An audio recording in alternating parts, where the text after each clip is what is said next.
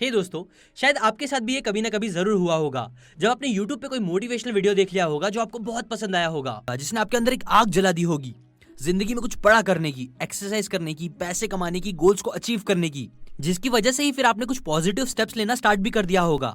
लेकिन फिर वो आपकी आग कुछ दिन के अंदर ही ठंडी पड़ गई होगी और आप वापस अपनी पुरानी जिंदगी जीने लगे होंगे, राइट? वेल देखो दोस्तों, मोटिवेशन एक बहुत इंपॉर्टेंट चीज है जो कोई भी इंपॉर्टेंट और डिफिकल्ट काम स्टार्ट करने के लिए जरूरी होती है। लेकिन बस मोटिवेशन अकेले आपको गोल्स अचीव करने में हेल्प नहीं करेगा, बल्कि जो चीज आपको बड़े बड़े काम हमेशा करते रहने में हेल्प करेगी वो है आपकी विल पावर। विल पावर आपको एबिलिटी देती है खुद पे कंट्रोल करने की, कि कौन सी चीजें आपको लॉन्ग टर्म गोल्स के लिए अभी करना चाहिए और हर रोज करने की जरूरत है, और कौन सी चीज आपको नहीं करनी चाहिए। हमारी विल पावर रोज बिना सोचे हमें सबकॉन्शियसली डिसीजन लेने में हेल्प करती है, हमें काम करने की एनर्जी देती है। इसलिए आई पर्सनली थिंक कि विल पावर कई बार मोटिवेशन से भी ज्यादा इंपॉर्टेंट होती है, जो हमें अपने अंदर डालनी चाहिए। इसीलिए अभी मैं आपके साथ 5 पॉइंट शेयर करूंगा जो आपको आपकी विल पावर स्ट्रॉन्ग करने में आपकी हेल्प करेगी। बट उससे पहले अगर आपने सब्सक्राइब करके बेल आइकन नहीं दबाया है तो प्लीज वो दबा दीजिए, और मुझे मेरे personal Instagram ID I am सिकन पे जरूर फॉलो करो। आजकल मैं वहां काफी एक्टिव हूँ। Now let's begin.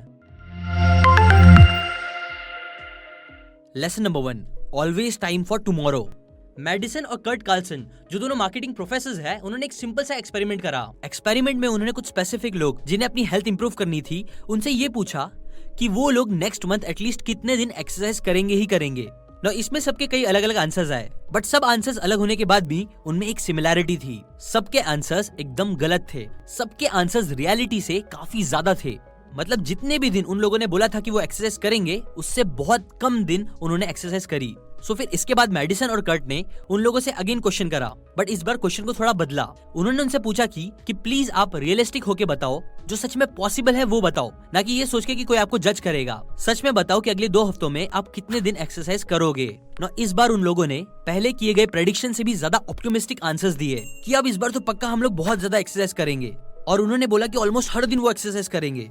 लेकिन अगेन 2 वीक के बाद जब उनसे पूछा गया कि आपने कितने दिन एक्सरसाइज करी, तो अगेन उन लोगों की प्रेडिक्शन काफी गलत साबित हुई। देखो दोस्तों, ऑथर बोलते हैं कि बोलना बहुत इजी होता है कि मैं ये करूंगा, वो करूंगा, कल ये करूंगा, आने वाले टाइम में ये पक्का करूंगा, बिकॉज हम सब ओवर कॉन्फिडेंस इफेक्ट इस प्रिंसिपल के शिकार है, जहां हम बहुत गलत तरीके से प्रेडिक्ट करते हैं कि हमारे पास फ्यूचर में आज जितना टाइम है उससे ज्यादा टाइम होगा। हम सोचते हैं कि हम कल ज्यादा फ्री रहेंगे आज के काम करने के लिए, जिसकी वजह से हम लोग प्रोक्रेस्टिनेशन में खुद को फंसा लेते हैं और वो काम करते ही नहीं जो आज ही करना चाहिए। इसलिए प्रोक्रेस्टिनेशन से बचने के लिए खुद को ये पूछने के बजाय कि ये काम मैं आज के बजाय कल कर सकता हूँ क्या, आप पूछो और सोचो कि आज ही आप वो काम कैसे कर सकते हो। Lesson number 2, dopaminize your I will power.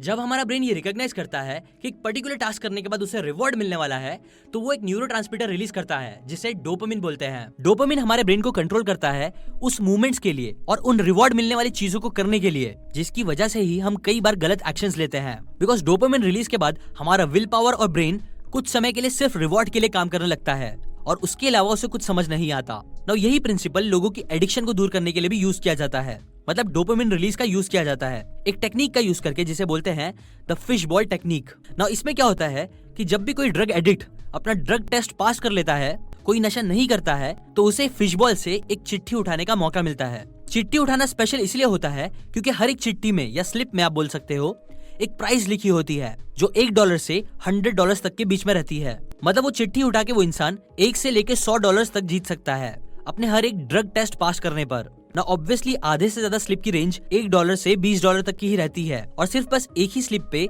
$100 लिखा होता है, और कई सारी स्लिप्स खाली भी होती है, जिसकी वजह से बहुत कम चांसेस होते हैं कि वो इंसान को $100 मिलेंगे, और मैक्सिमम लोगों को बस 1 से $20 ही मिलता है, या बहुत से लोगों को कुछ नहीं। बट स्टिल जीतने का एंटिसिपेशन, रिवॉर्ड का एंटिसिपेशन, और कौन कितना जीत रहा है, ये सारी बातें इतनी डोपामिन रिलीज करती है कि इस सिंपल सी गेम की वजह से 83% लोग जिन्हें रिवॉर्ड मिलते हैं वो अपनी पूरी ट्रीटमेंट कंप्लीट भी करते हैं, और उनके अंदर ड्रग्स छोड़ने का विल पावर भी बहुत बढ़ जाता है। सेम टाइप की चीज अब आप भी कर सकते हो। आप भी अपने छोटे छोटे गोल्स अचीव करने के लिए अपने आप को रिवॉर्ड्स दो, स्पेशली वेरिएबल रिवॉर्ड्स, मतलब अलग अलग टाइप के रिवॉर्ड्स जो शायद आपको भी ना पता हो कि क्या है। जैसे मैंने हुक्ड बुक की समरी में आपको बताया था, जिसकी वजह से ही ब्रेन उस टास्क को रिवॉर्ड से लिंक कर देगा और आपकी फिर विल पावर ऑटोमेटिकली आपको बूस्ट करेगी काम करने के लिए। बहुत सारी कंपनीज न्यूरो मार्केटिंग करती है, मतलब आप में डोपामिन कैसे रिलीज किया जा सकता है उनके प्रोडक्ट से, इसके ऊपर काम करती है। एग्जाम्पल, गूगल पे जैसे सॉफ्टवेयर जब आप यूज करते हो तो उसमें आपको स्क्रैच कार्ड्स मिलते हैं कई बार, जिसमें कुछ वेरिएबल रिवॉर्ड्स होते हैं। लाइक कभी कैशबैक्स मिलते हैं जिसमें कुछ रुपए से लेके 100,000 इवन आपको 1 लाख रुपए तक के कैशबैक मिल सकते हैं, या कई कंपनीज में कुछ % ऑफ, जो सब इसका ही एग्जाम्पल है। इसीलिए ही आपको डोपामिन डिटेक्टिव बनना भी जरूरी है। अपने डोपामिन रिलीज का यूज खुद के नुकसान के लिए नहीं बल्कि आपके फायदे के लिए करो, और उसे ऑब्जर्व करो कि कौन इसका गलत तरीके से यूज कर रहा है कौन नहीं, और एटलीस्ट आप इसका अच्छे तरीके से यूज करो अपने आप को हमेशा मोटिवेटेड रहने के लिए और अपने गोल्स को अचीव करने के लिए। Lesson number 3, the will power miracle. Megan Oaten जो एक साइकोलॉजिस्ट है और केन चैंग जो एक बायोलॉजिस्ट है, उन्होंने स्टडी करी सेल्फ कंट्रोल के ऊपर, जिनमें उन्होंने 6 लड़के और 18 लड़कियों को लिए जो बहुत डिस्ट्रैक्टेड रहते थे, अनहेल्दी और अनहैप्पी लाइफ जी रहे थे। कुछ स्मोकिंग करते थे, कुछ ड्रिंकिंग, और ऑलमोस्ट सभी को सोशल मीडिया का एडिक्शन था। ऐसे ही लोगों को उन्होंने लिया और उन्हें 2 मंथ्स की फ्री ट्रेनिंग दी, जिसके बाद उन्होंने देखा कि उन सभी का अटेंशन में काफी ज्यादा इंप्रूवमेंट आया। मतलब वो लोग कम से कम डिस्ट्रैक्ट होकर अपने काम करने लगे। कईयों ने स्मोकिंग कम कर दी, ड्रिंकिंग कम कर दी, जिसके बाद वो लोग बहुत कम टाइम स्पेंड कर रहे थे इंटरनेट, टीवी में, और ज्यादा से ज्यादा टाइम सेल्फ इंप्रूवमेंट पे कर रहे थे। कईयों ने जंक फूड खाना तक छोड़ दिया था, और कई इवन अपने पैसे भी सेव कर रहे थे। नो, ये सारी चीजें मिरेकल से कम नहीं थी, और ये सब मिरेकल के पीछे था रीजन फिजिकल एक्सरसाइज स्टार्ट करना। एक्चुअली मेगन और केन ने क्या किया था कि उन्होंने पार्टिसिपेंट्स को फ्री जिम मेंबरशिप प्रोवाइड करी थी और उनके लिए कंपलसरी कर दिया था कि उन्हें हर रोज एक्सरसाइज करनी है, जो फिर एट द एंड इतने बड़े बड़े चेंजेस का ट्रिगर बना। देखो दोस्तों, न्यूरो साइंटिस्ट ने जब अलग अलग एक्सरसाइज कराए लोगों को और उनके ब्रेन को स्टडी करा, तब उन्हें पता चला कि ब्रेन में जो ग्रे मैटर और व्हाइट मैटर होता है, जो सेल्स होते हैं उसके, वो एक्सरसाइज करने से काफी इंक्रीज होते हैं, जो फिर आपको सेल्फ अवेयर रहने में बहुत हेल्प करते हैं और आपके प्री फ्रंटल कॉर्टेक्स को भी बहुत स्ट्रॉन्ग बनाते हैं। इनफैक्ट सिर्फ 15 मिनट हर रोज ट्रेडमिल पर एक्सरसाइज करने से आपकी अनहेल्दी चीजों की क्रेविंग्स बहुत हद तक रिड्यूस हो जाती है। एक्सरसाइज डेली स्ट्रेस को कम करता है, एक एंटी डिप्रेसेंट की तरह काम करते हुए, और सबसे मेन ये चीज आपकी विल पावर को काफी ज्यादा स्ट्रॉन्ग बनाता है।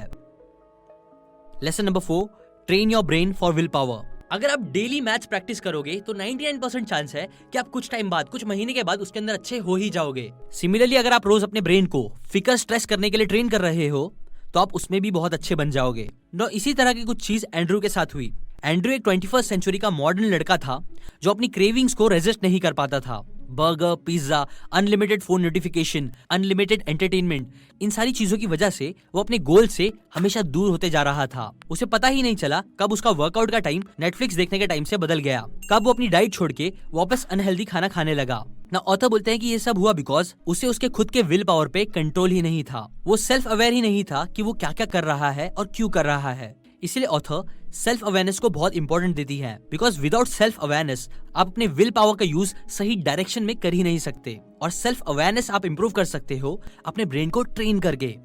सेल्फ अवेयरनेस इंप्रूव करने के लिए आप मेडिटेशन कर सकते हो। ऑथर कहती है कि कई सारी रिसर्च से पता चला है कि बस 8 हफ्ते रेगुलरली मेडिटेशन करने से सेल्फ अवेयरनेस में बहुत ज्यादा इंप्रूवमेंट आता है और ब्रेन का ग्रे मैटर भी बहुत इंक्रीज होता है, जो फिर लोगों को सही डिसीजन मेकिंग और सेल्फ कंट्रोल में हेल्प करता है। ऑथर कहती है कि ये कोई क्विक फिक्स नहीं है, सेल्फ कंट्रोल इंक्रीज करना हलवा नहीं है, बट जब भी आपको स्ट्रेस फील होता है तो स्लो ब्रीदिंग करो। ये चीज भी आपको अच्छे से सोचने में हेल्प करेगी और आपको ट्रेन करेगी। Lesson number 5, challenge self control muscle.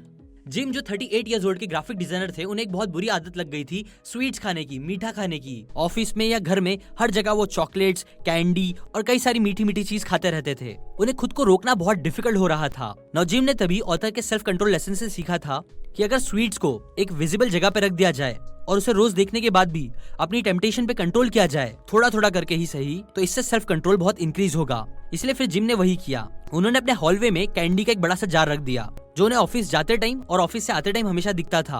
अब देखो, इम्पोर्टेंट बात यह है कि जिम ने स्वीट खाना छोड़ नहीं दिया एकदम से, पर उन्होंने डिसाइड किया कि वो एटलीस्ट उस जार से कैंडी नहीं खाएंगे। ना पहले दिन उनसे कंट्रोल नहीं हुआ, उन्होंने उस जार से भी कैंडी खा ली और फिर भी उन्होंने अपने आप को कंट्रोल किया और पहले से कम खाया। और यही एटीट्यूड की वजह से, क्विट ना करने की वजह से और ट्राई करते रहने की वजह से कुछ ही हफ्तों के बाद मीठा ना खाना जिम के लिए बहुत इजी होने लगा। इनफैक्ट कुछ दिनों के बाद तो वो कैंडीज देखने के बाद जिम को एक्सरसाइज करने का मन करता था, ना कि स्वीट्स खाने का। जिसकी वजह से फिर उनके हेल्थ, उनका परफॉर्मेंस, हर चीज अच्छा होने लगी। ऑथर कहते हैं कि अगर हम स्मॉल स्टेप्स लेके ही अपनी क्रेविंग्स को नो बोलेंगे तो ये चीज हमारी सेल्फ कंट्रोल के मसल को स्ट्रॉन्ग बनाते जाएगी और हमें बहुत ज्यादा हेल्प करेगी। अगर आप ट्राई कर रहे हो अपनी लाइफ में कुछ बड़ा चेंज लाने का या अपनी पुरानी हैबिट को चेंज करने का, तो वो छोटे छोटे स्टेप से शुरुआत करो। इससे आपकी सेल्फ कंट्रोल की प्रैक्टिस बढ़ेगी, विल पावर स्ट्रॉन्ग होगा, जो फिर आपको लॉन्ग टर्म में हैबिट्स बना के आपकी बहुत हेल्प करेगा। ये बातें मैंने आपको द विल पावर इंस्टिंक्ट इस बुक से बताई है। ये बुक बहुत ही अच्छी है विल पावर के बारे में समझने के लिए, सेल्फ कंट्रोल अपने अंदर लाने के लिए। सो इस बुक की और सारी बातें अगर आप सीखना चाहते हो तो उसकी लिंक डिस्क्रिप्शन में दी हुई है। नाउ लाइक करके अपना सपोर्ट जरूर दिखाना अगर आपको ये बातें जरा भी काम की लगी हो तो।